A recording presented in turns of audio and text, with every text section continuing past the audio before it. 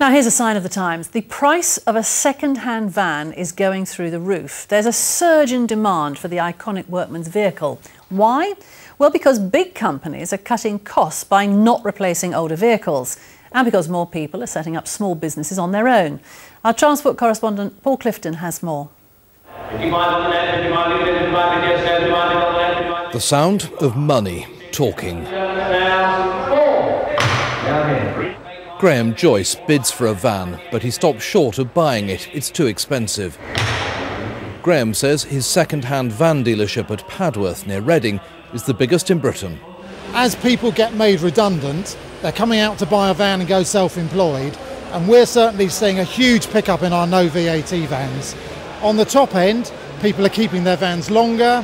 They're probably taking second-hand vans instead of brand new vans. They're all looking to cut costs. The average price of vans like these is going up much faster than it is for second-hand cars, up £208 last month alone. We've seen more people made unemployed, and lots of these people are setting up businesses on their own. One of the first things they will do is buy a used van.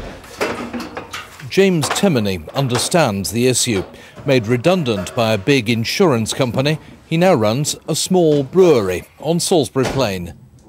The last 15 or 20 years were spent doing IT, and the creative juices dried up really.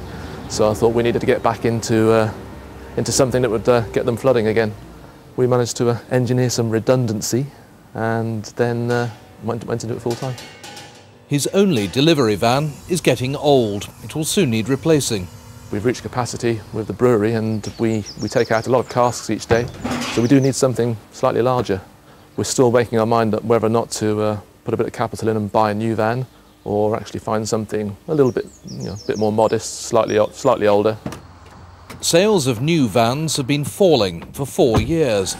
Demand for cheaper, older ones is pushing up prices, a sign of the times.